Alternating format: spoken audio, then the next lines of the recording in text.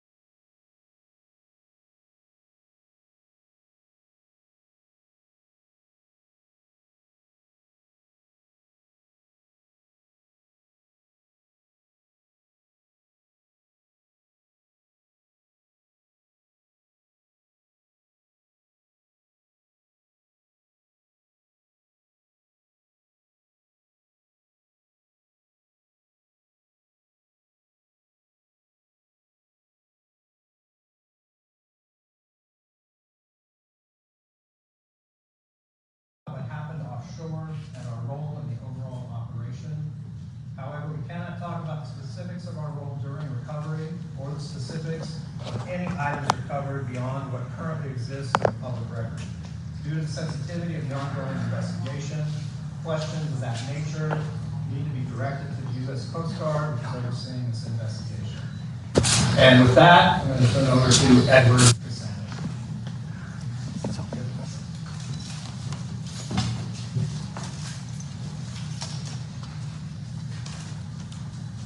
As we start today, and we start this conversation that we're going to have, I want to ask us to keep grounded in the solemnity of this event.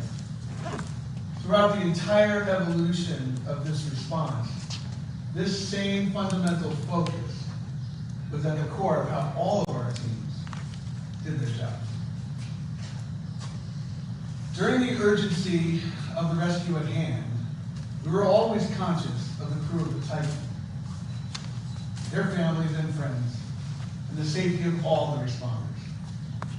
We focused our effort to arrive on the site of Titanic, prepared to rescue Titan. I have to acknowledge our team here. Many of them are heading home.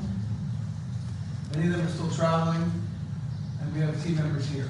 I just want to point out Jesse Doran, who's our ROV manager, director of operations, and other members of the team here.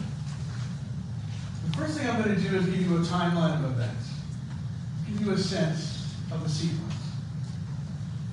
So it started June 18th, Sunday, the loss of the communications and tracking to Titan. About 17:45, local noon time, Eastern Daylight Time, we were contacted by Ocean Gate.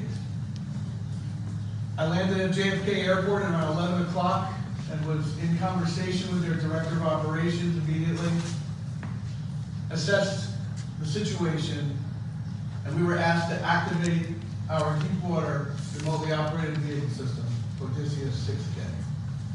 We immediately began assembling a team, sending some to St. John's immediately, and sending others here to East Aurora.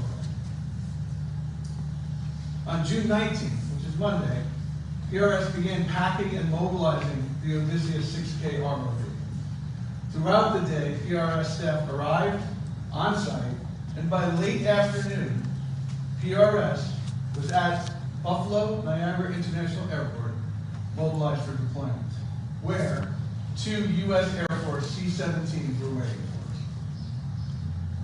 With the equipment staged at the airport, PRS awaited arrival of yet another C-17 with additional equipment required to not only load our kit at Buffalo, but to offload it at St. John's, Newfoundland International Airport.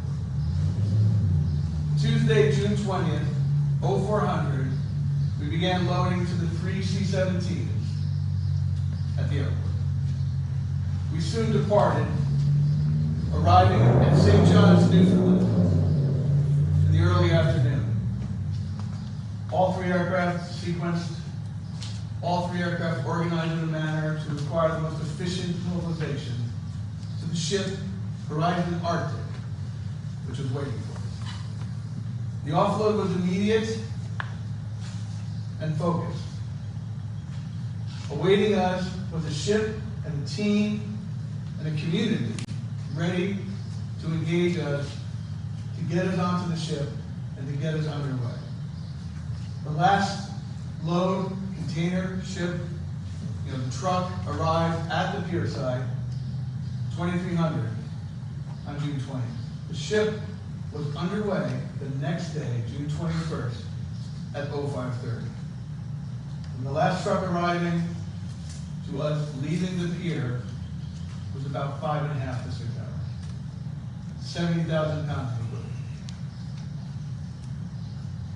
Ship underway, site of Titanic, and the loss of, or the missing submersible at this point, of course, was Titan. I just want to emphasize the whole response team that we were going to integrate into was underway. There were at least 10 ships and aircraft active already on site. Odysseus 6K, as the 6,000-meter mobile ROV system, became the primary asset focused on rescue. Underway to the site, we finished the integration and activation of the vehicle and rigged it for rescue. Plain and simple, we were focused on rescue. We arrived on site less than 24 hours later. 0430 local noon times, the Horizon Arctic, integrated into the ongoing and multinational rescue effort. At that point, within an hour, 0530, our system was launched from the back deck and began to descend to the seafloor. Shortly after arriving on the seafloor, we discovered the debris of the Titan Submersible.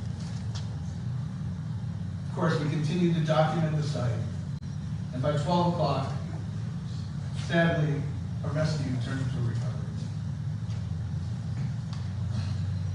have to apologize, we're still demobilizing.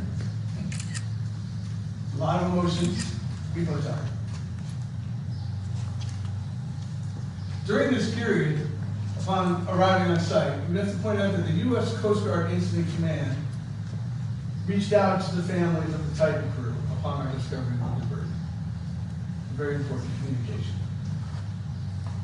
We can then continue then, of course, to perform an operation from rescue to recovery. So from basically June 22nd till June 27th at 9:30, our teams, and I say our teams because it was the integrated team of the Horizon Arctic and the Pelagic team and many, many, many others. So we're conducting 24-hour ROV operations as directed by the on-site commander. We will, of course, use our heavy lift capability to recover all the objects of interest as directed by the incident response. Just to complete the timeline for you, on June 28th, 0730 local mean time, St. John's, Newfoundland, Horizon Arctic with the Pelagic Embark team arrived at the Canadian Coast Guard base, where wreckage was offloaded and our demobilization began. Today is June 30th, and it's 24 hours ago we were on site. We really have to take that into perspective. Before taking questions, a few more points. We're still reviewing the sequence of events that we were part of. During the drive from New York, JFK to here, the incident command structure, of course, had been activated for a few days, and that integrated command structure that we were participating in was being facilitated by Vice Admiral William J. Galanis, who's the commander of Naval Sea Systems Command. So after OceanGate had activated us, we were immediately blended into the incident command structure. I ask us all here today to recognize the seriousness of the event and respect the depth and range of emotions, certainly and most importantly, the family and friends of the Titan and all those in the response. Happy to take questions. What was it like at that moment of discovery and debris, if you can, and I know, again, it's emotional for you, but if you can describe what happened, what kind of protocol did you follow? There was clearly, when we arrived on site, we were the primary identified asset to effect rescue. There was a fleet of ships. We came in next to a ship called Deep Energy, an industry ship. Their vehicle was at 2,700 meters. They were not capable of going deeper, but I want to point out that Deep Energy had two ROVs. Prior to our arrival on site, they had sent one ROV to seafloor beyond their depth capability, and it unfortunately mechanically had an issue. But that is just the scope of the effort. They lost a vehicle trying to get to seafloor. So when we arrived on site, we were slotted as primary. We came right next to Deep Energy. We're in a 400-foot ship. Deep Energy is a 700-foot ship. We were 75 meters apart. Okay. They had a lifting line at 3,000 meters waiting to recover. Our focus, our plan was to integrate the lifting mechanism into the center core and the lifting capabilities of Odysseus 6K. So our plan of rescue was to immediately, upon finding Titan, latch onto her as quickly as possible and begin recovery. There were protocols in the event of the scenario of viability and non-viability. So it was one. There were ships, we were moving assets under the integration and coordination with Incident Command and the team on Deep Energy. But because we were primary, they were asking us to make the decisions about how the various assets would move. So when we did discover the wreck of the Titan, a different sets of protocols. Were you aware of what OceanGate was doing prior to this whole event taking place? Very small community. So the answer is yes. Your thoughts on what they were doing?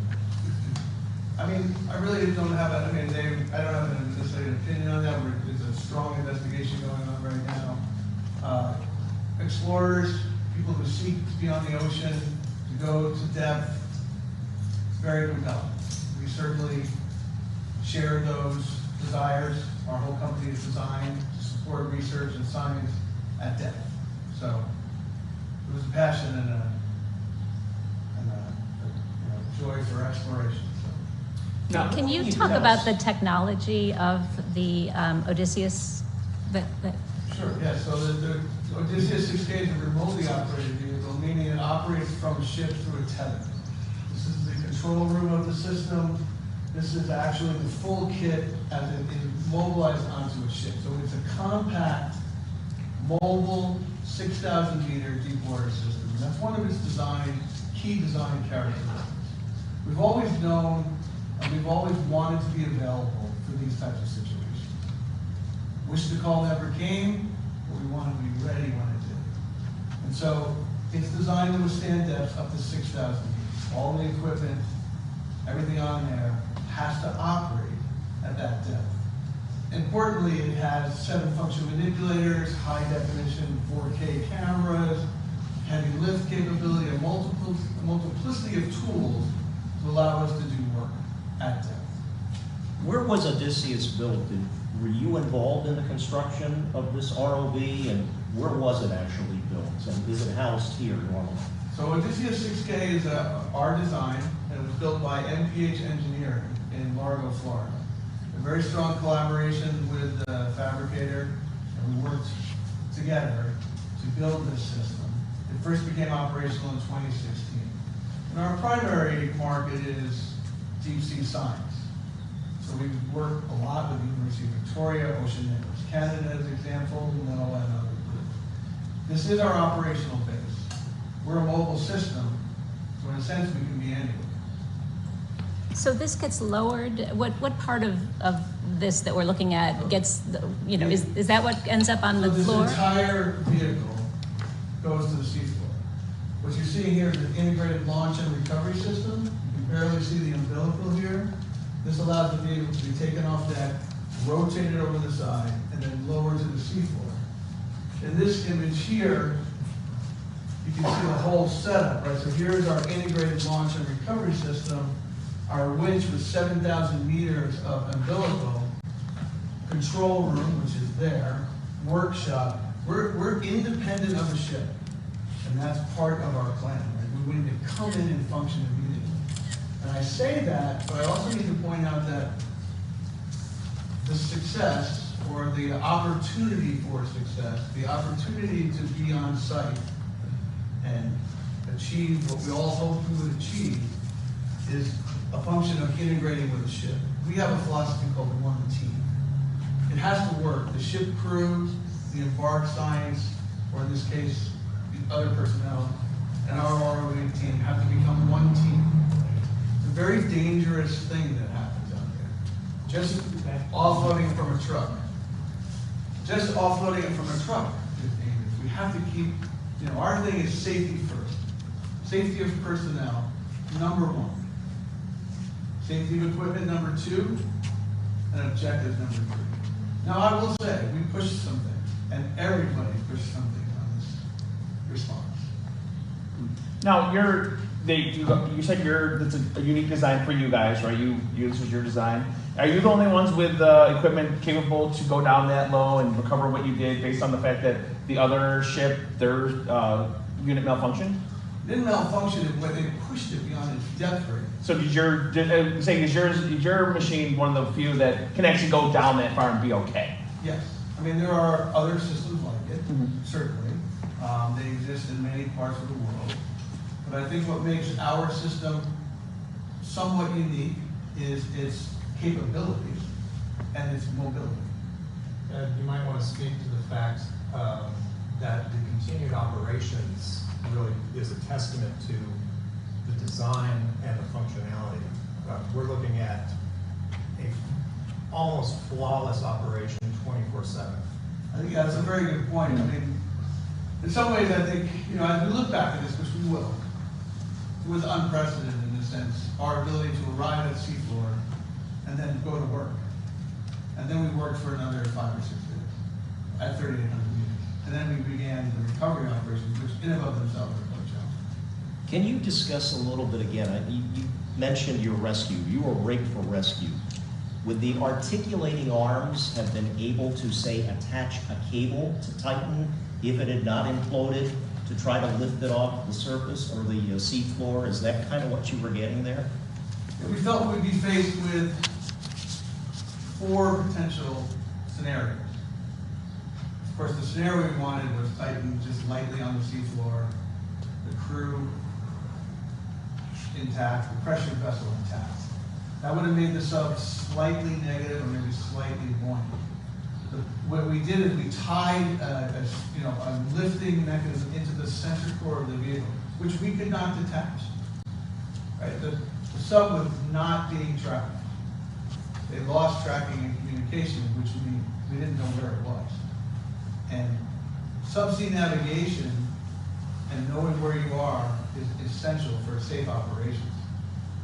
We were tracking our vehicle. So once the plan was to grab the Titan. And once grab the Titan with our manipulator, then we had it. Then it was going to be attaching beacons. We were carrying extra beacons, so if we lost her, other assets could track her. And then we were going to attach this heavy lift capability to the sub. At that point, we would begin recovery. So the additional planning included the other ROVs that were right with us. They were holding at 2,700 meters. The Horizon Arctic itself had another ROV. We were prepared, that vehicle was prepared to launch. We were prepared to launch that second vehicle once we came through 3,000 meters, then these other vehicles could join us. And they would also grab it. Didn't want to lose it. And then at that point, we begin the translation to the heavy lift line that Deep Energy had. Now, I can't say enough about the professionalism and the preparation of the entire response that allowed us to come in as primary and have that waiting for us. I mean, it's a little hard to explain. The visual, of course, is in all of our head, but that was a real opportunity. As you sat in this control room and with the monitors, the time ticked away. Obviously, there's a lot of talk, of course, about the oxygen running out. Can you kind of describe the mood in the room for you and the crew, and really the pressure that you were feeling as time kind of ticked away? I can answer that actually pretty simple. We were focused on the job at hand. That's what we do. That's what all of these people do. We were laser focused on rescue. Of course, we had to describe several scenarios, but we were not set for anything else but recovering that submersible. And that's what everybody was. So it was laser focused. Job at hand, safety, get it done. And so the debris that did come out, that was your machine, the Odysseus, that brought that up? Yes. How many crew members were with you from your team? It's really hard to do. I mean, our team was 9, but we immediately integrated into a larger structure on Horizon Arctic. For example, their own ROV had 6 crew. They became part of our team, this concept of one team. The entire crew of the Arctic, the captain, Adam Myers, and I worked, seamlessly together. We had our supervisors, our dive supervisors. So, I was saying Jesse was running the entire deck ops for us, the whole ROV operation. But our team, we assembled an expert team that has worked with us for the years, and that was part of the opportunity for success, right? Is that we have to have, we talk a lot about equipment, but it's really ultimately about people. And we are really fortunate to have great people, and we're really fortunate to move into an environment where they were equally high-level professional. Has rescue and recovery been part of your plan right from the beginning, or is this something new that you confronted?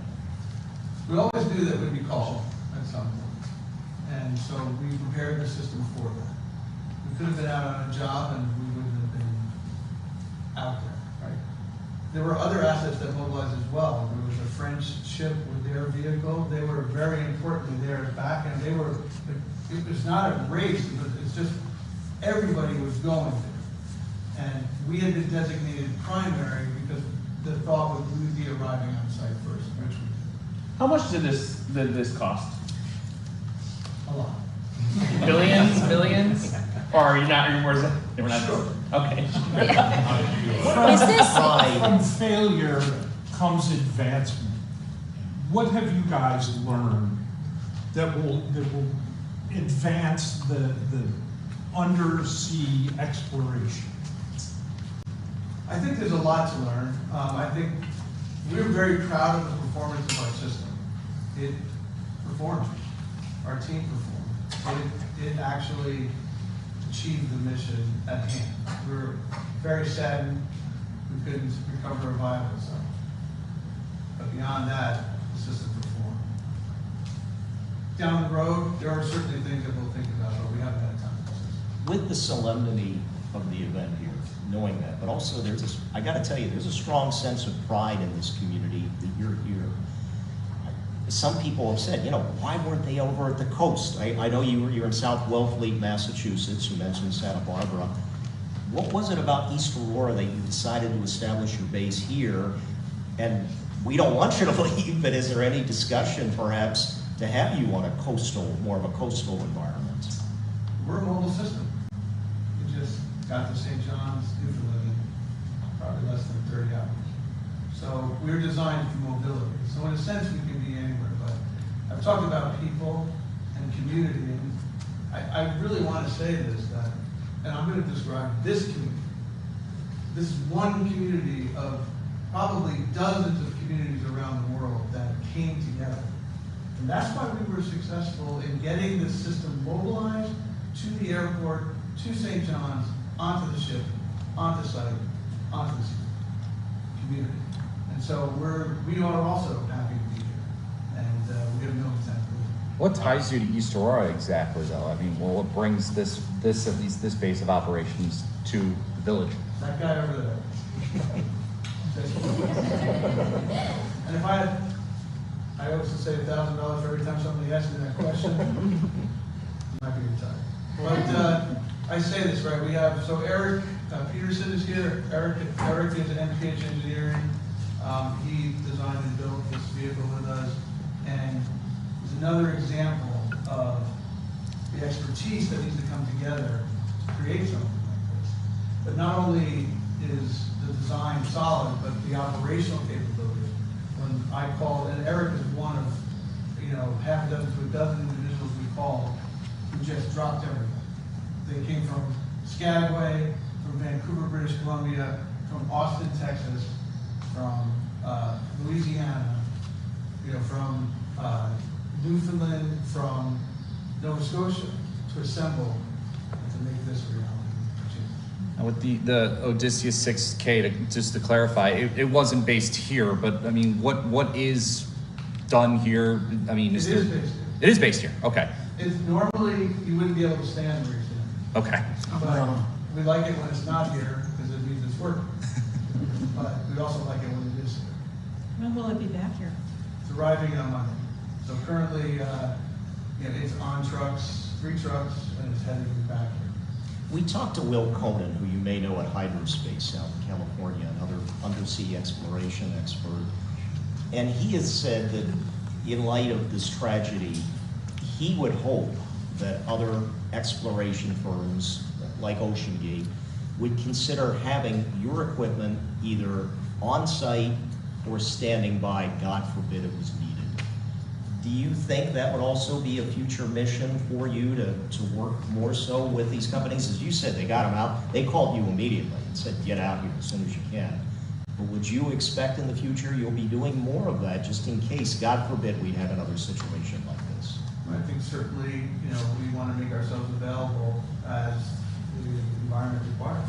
So we would certainly consider, we work in the science world, we support the exploration community, so of course.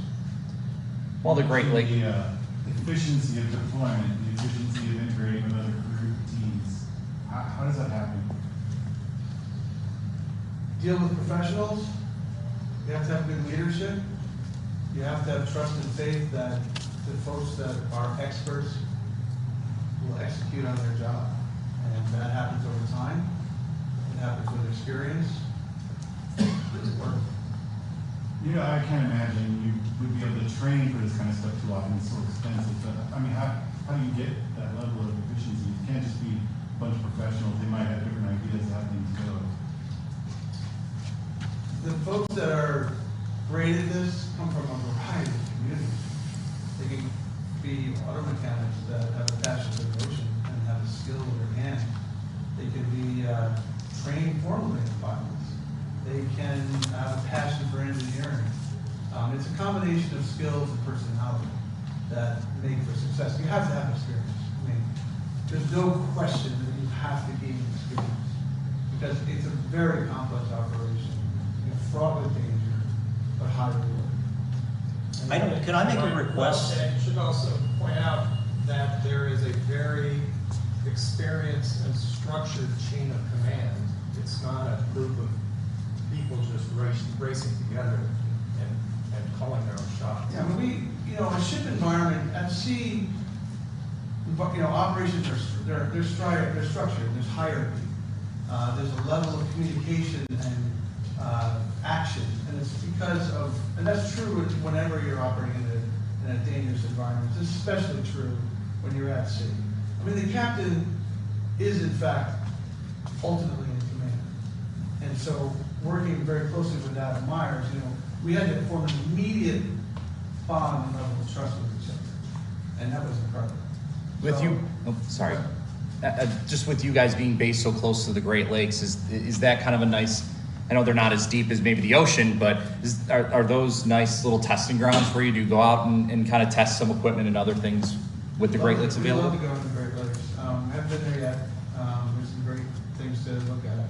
We have a test tank that's outside there, so we actually test our vehicle just in that tank out there. And that allows us to run it and be prepared. In a sense, that's what we did. We were vehicles in a ready state. So we need an invite.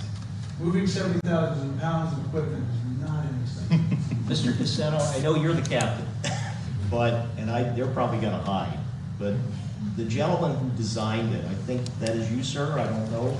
Is there anything you'd be willing to say, just watching this machine actually doing what it did? Not to gloat, but to know that what you built really was an integral part of this process. Is there anything you'd care to say? I'm just glad that, Would you be able to say it up there, sir?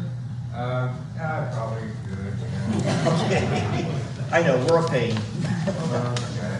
And I just want to, let's say, Eric, please do that, but I'd like to keep it with here because these guys have been through a lot. We understand. Just what was going, when you saw Odysseus working, I mean, this was the machine that you kind of brought to life, if you will. What was going through your mind seeing how it was performing? I don't know, I think at that moment it wasn't so much about, something that I had done, it was kind of just the whole, there's a much bigger picture of that moment. It was a much bigger picture. It wasn't me or that, it was the entirety of what was happening. Right, but I guess what I was just getting at, that it was working the way you hoped it. You knew it would, but you also hoped it would. Yeah. At that depth, just to see it working, I guess. I mean, everything was in is, confidence that of course it's going to work, but still back to your head, it's like, if it ever wasn't going to, please don't leave right now. But it worked great. I think the thing to say is that there's a collective team that's involved in going to operations. And so the spares and the expertise of the team allow us to enter into an environment with confidence.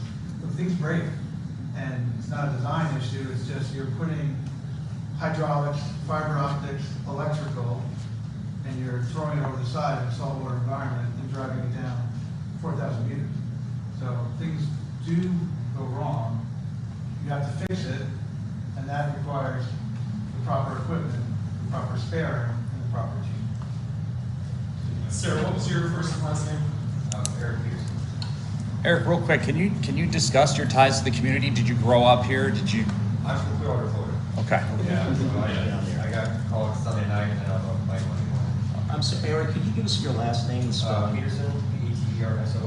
Okay, and again, the company you're with? MPH Engineering. MPH in Key Largo. Largo.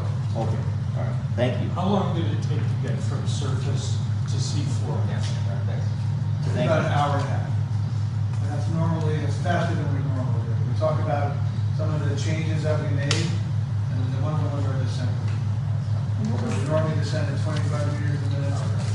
Team had it descending at 35 meters. How did the company end up in East Aurora? Do you live in East Aurora?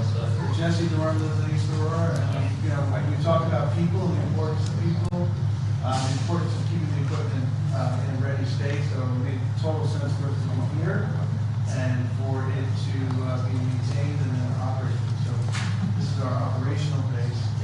We begin. And if I can just touch on just to follow up on the engineering and the capability of the machine, I'm sure by following the story, you all read about the extreme environment. I mean, this is the currents and the pressures, very prevalent. And the fact that the Odysseus was able to operate 24/7, almost flawlessly.